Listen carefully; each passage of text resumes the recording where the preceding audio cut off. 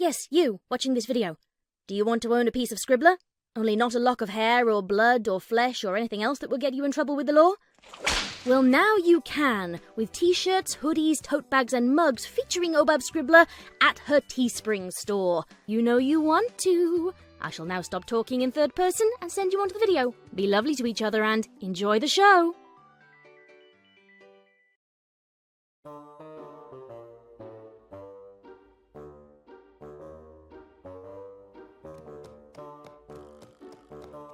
Rainbow paced nervously around her living room. Not much would bring her to such a state, but if there was one thing that made her nervous, it was anything Wonderbolt related. She had already made it into the reserves and had impressed both Sorin and Spitfire on more than one occasion. However, this was different. This time, she'd managed to get both captains of the Wonderbolts over to her house for dinner to discuss the future of the organization. A future that could very well include a young, ambitious Pegasus with a unique mane and never-say-never attitude. If this dinner went well, that is. Let's see. I fed Tank, made dinner, set the table, cleaned up the house, showered, brushed my mane and tail, found a bottle of the priciest wine Rarity could think of. I think this is gonna work. Try as she might, she couldn't shake the nagging feeling that she'd forgotten to do something. She took a quick look around. The meal was neither romantic nor friendly. It was all business, a simple casserole of her mother's recipe. Oh, duh! I got a letter from Mom and Dad! She thought, heading over to the stack of mail waiting for her on the counter. She usually plucked out the bills and aviation magazines and tossed the rest in the trash. Only by chance did she happen to see the writing on the letter. She opened it quickly and began reading. Dash only had time to get through the greeting before a knock drew her attention. At altitude, her only visitors were Pegasi, and she had a good idea who these two might be. Rainbow tucked the letter in a drawer and stopped to check her mane in the reflection of her kettle. She inhaled deeply and exhaled slowly. Alright, Dash, you got this. They're your friends, she said to herself as she strolled through her living room to answer the door. On 3. 1, 2, 3! She opened the door and put on her best smile. A smile that quickly faded as her hoof let go of the handle. Before her stood a mountain of muscle, 6 stallions in all, as big as bulk biceps or bigger, each a different color. Some wearing sunglasses at 8:30 at night, others in tank tops emblazoned with one of many gyms or bodybuilding competitions. As soon as the massive stallions saw her, they all grinned. Royalty! Dash's vision blurred and faded to black. Her brothers had come to visit. Biff, get the water! She's coming too! Dash's eyes cracked open as her world swam into focus. 2 of her brothers knelt over her as a third appeared with a glass of water, promptly throwing the contents in her face. Biff, that was for her to drink! The yellow stallion raised an eyebrow behind his sunglasses. What? That's how you always woke me up! Dash sat up, sputtering and coughing. What are you guys doing here? We're in town for the Mr. Universe competition. Buff replied. It's in Cloudsdale, but we spent all our cash on tickets, so we didn't have any left to get a hotel in the city.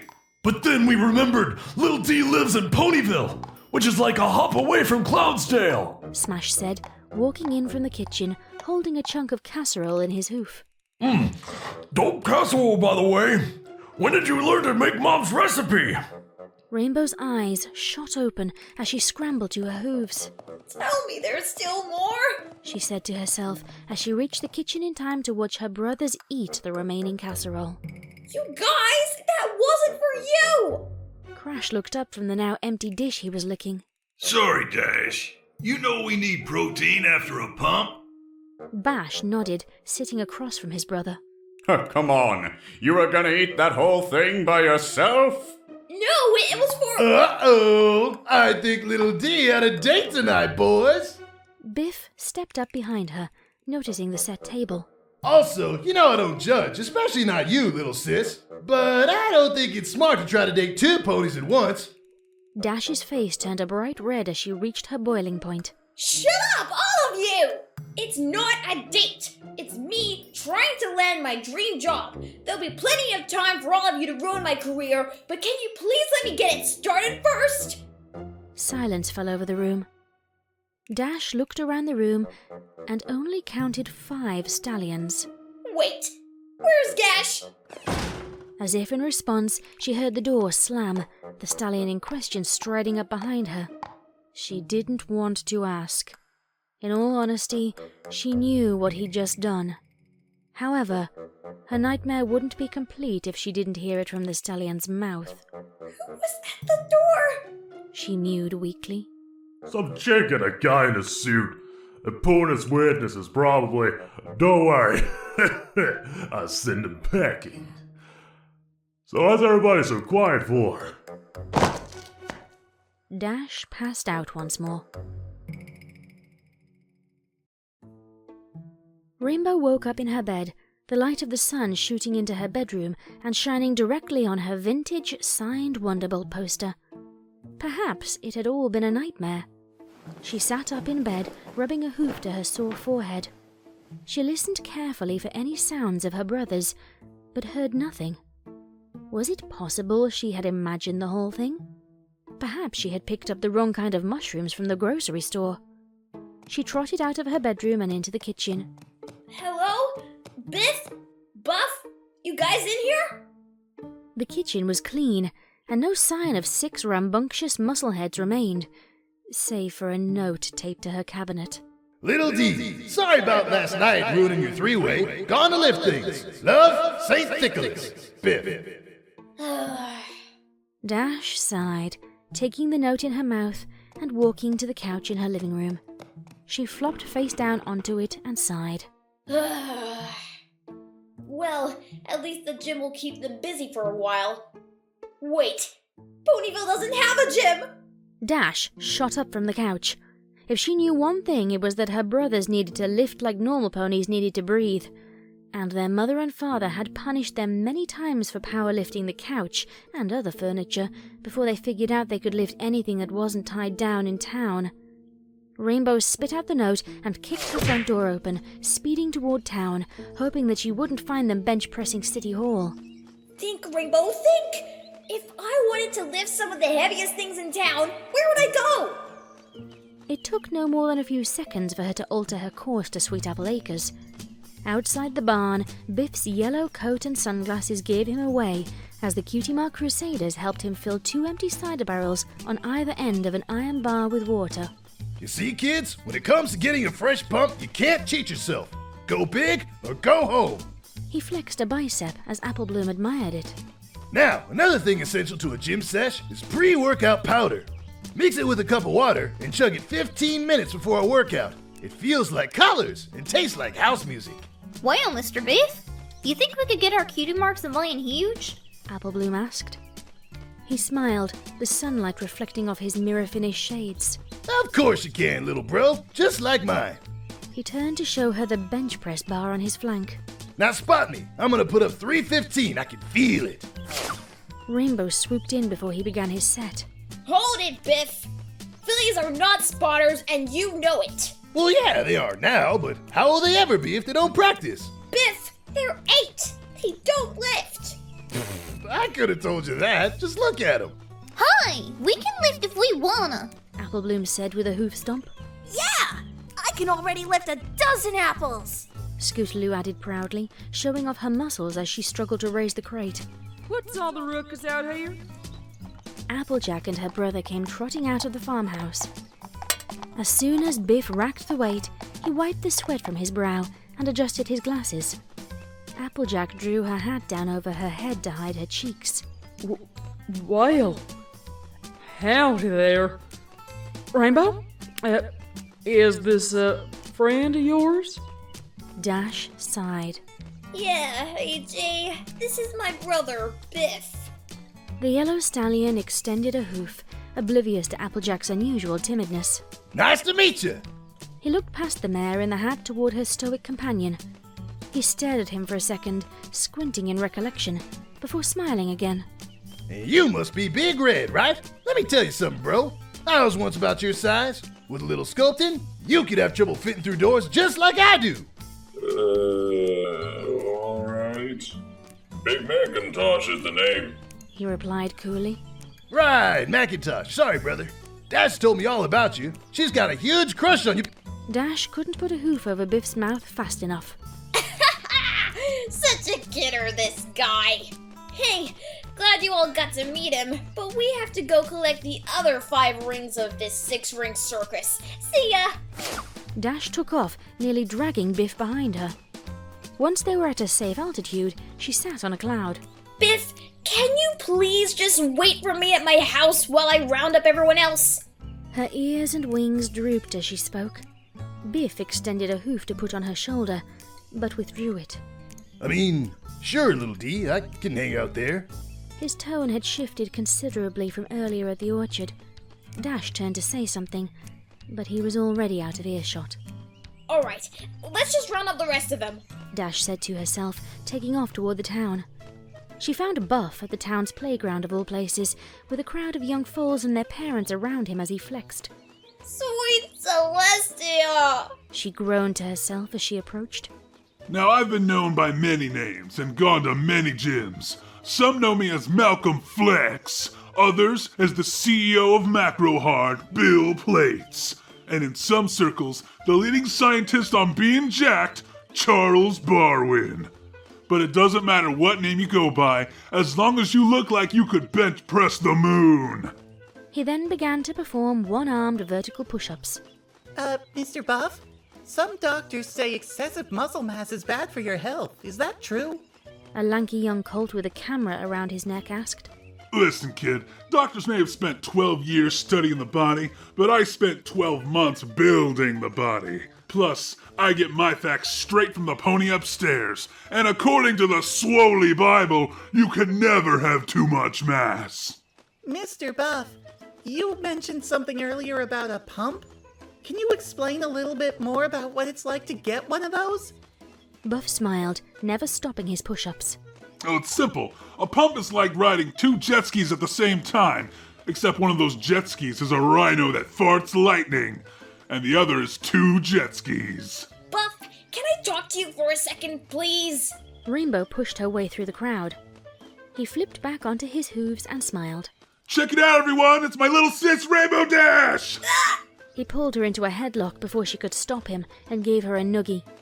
Get you some! Buff, knock it off! She demanded, writhing in his iron grip, finally managing to break free. Will you please? Just head back to my place without lifting anything along the way. Buff sensed a desperation in her voice that instantly humbled him. Sure, D, no prob. He removed his sweaty tank top and tossed it to Featherweight. The soaked garment slapped him across the face. Oh, thanks, Mr. Buff! Featherweight said enthusiastically. Don't mention it, kid. I was your size once.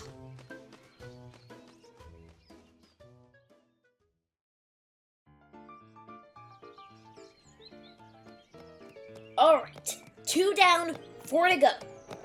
A gathering of ponies in the town square drew her attention as she landed to check out the commotion. Crash and Bash, along with Ponyville's own resident musclehead Bulk Biceps, were in the heat of a hoof wrestling match. Come on, Bash, you're weak. You gonna let this cupcake beat you? Crash yelled. The crowd cheered equally for both ponies as the arms involved began to bulge and twitch.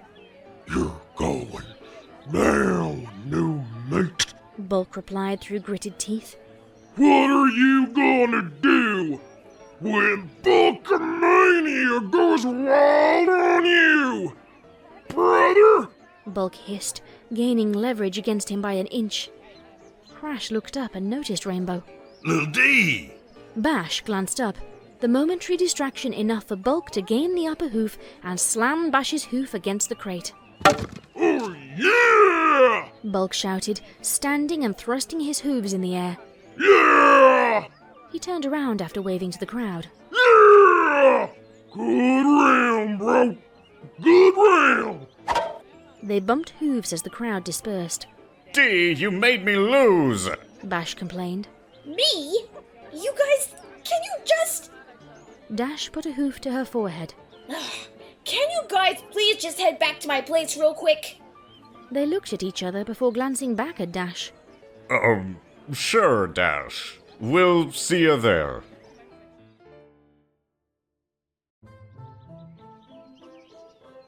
Rainbow searched all over town, with no sign of Smash or Gash. After giving up, she recalled the one place she hadn't checked yet.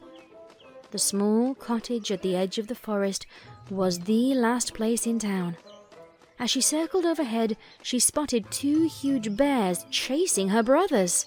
Sweet Celestia! She screamed, speeding towards them before both Smash and Gash turned, ready to face the charging bears.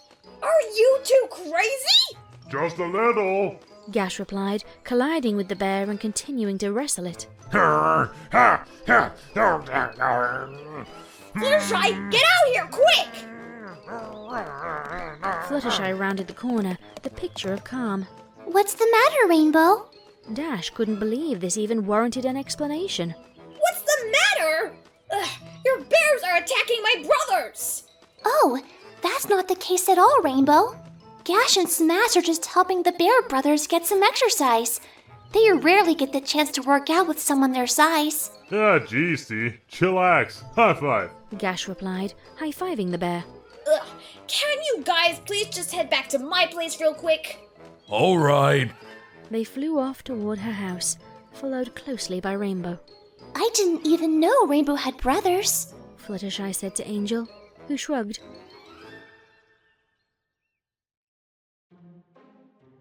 Wait, I didn't even know you had brothers, Twilight said, sipping her tea in the Friendship Throne Room. I know. No pony did. Well, why didn't you tell us about them earlier?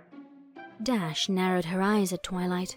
Why didn't you tell us about Shining earlier? Point taken. Anyway, it's just that they blew into town, no warning, no nothing. I haven't talked to them in years. They eat all my food and just blow back out of town again. Is that messed up or what? Twilight rubbed her chin, shifting in her chair. It is pretty rude, but maybe this is their attempt to reconnect with you. Maybe they didn't know of any other way other than to just show up and act like everything's good. Twilight sipped her tea and winced. It was still very hot. Take it from me. Brothers can be pretty thick-headed. I don't know, Twilight. Maybe I overreacted. Look, they're still at your home, right? It's not too late to apologize and make amends, you know? Dash stood from her crystal chair. I guess you're right. By the way, get some cushions for those thrones. They suck on your lower back. Rainbow took off out of her usual window as Spike brought a tray of gems to the table. What was that about? Rainbow's brothers embarrassed her, but she probably overreacted and now she feels bad about it. That's about it. Spike popped a gem into his mouth. Almost makes this whole day kind of pointless, huh? Twilight took another sip of tea. Yeah, it kinda does, doesn't it?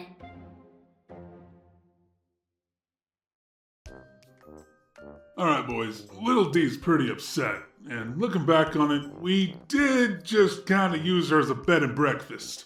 Buff said to his brothers in Rainbow's living room. That, and we didn't even make any plans to spend time with her, or get her to lift, or pump her up, or any of the stuff good big brothers do. Bash agreed. Biff stood from the couch, removing his sunglasses for the first time in any of their recent memories. Fellow beefcakes, I know what we have to do. Now, hear me out, but if we are all in agreement and we can pull this off, we'll have our little D back. After the plan was hatched, Rainbow pushed open the door, more defeated than any of them had ever seen their spunky younger sister before. Gee, we've got something to tell you. We wanted to apologize for using you like we've been. Dash looked up at all of them. For the first time since they arrived, she smiled. Actually, you guys, I wanted to apologize for being such a jerk in town today. The truth is, you guys kind of bummed me out. But not because of who you are. I love you guys. The thing is, you guys are everything you wanted to be. you reach your dreams, you're all huge. But me, I tried and tried to be a Wonderbolt, but the closest I've ever come is the reserves. It's just seeing you guys living your dream, going to competitions and winning, just reminds me that I still haven't reached mine. Silence overtook the bros as they absorbed what their little sister had just dropped on them. Rainbow, you've saved the world. Like, more than once. I mean, sure we can lift, but we can't kick a dragon in the face. Buff replied. Yeah, and as glorious as we look with a full pump and plenty of baby oil, there's no way we could take on Discord. Unless the goal was to catch him mirroring. Gash whispered to Crash. Little D, we're sorry we messed up your dinner with those Wonderbolt guys, so we came up with a plan to make it up to you. Dash felt a bolt of unease running through her stomach. A plan? The Beefcake Brigade exchanged knowing glances. Leave it to us, D. Dear Princess Celestia, so my brothers came in for a surprise visit, and initially they ruined nearly everything I worked for. On top of that, they were pretty much using my house as a hotel, so in return, I was a pretty big jerk to them. But they surprised me by actually apologizing, and they had a plan to make it up to me. At first, I was worried. After all, my brothers aren't exactly bright. So what they do? They sold their tickets to Mr. Universe and used the money to get me a seat at the Wonderbolt charity fundraiser and donated a ton of bits in my name. And all they wanted in return was to drink at the bar across the street. They didn't even get into that many brawls while I was there chatting it up with Spitfire and Soren. So, I guess if I learned anything, it's that you can pick your friends, but not your family. So with that in mind, I learned that it's never too late to reconnect with your loved ones. And in the end, just like solid friendships, family is forever, and will stick by your side no matter what. Sincerely, Rainbow Dash. P.S. Here's us outside the fundraiser in Cloudsdale. It was a blast! Princess Celestia smiled at the picture, before folding the scroll and setting it aside on her pillow. She sipped a cup of hot cocoa in her bedchamber. Setting it down, she stared at the scroll. Why do they keep sending me these? I haven't been able to make head or tail of Rainbow's writing since day one.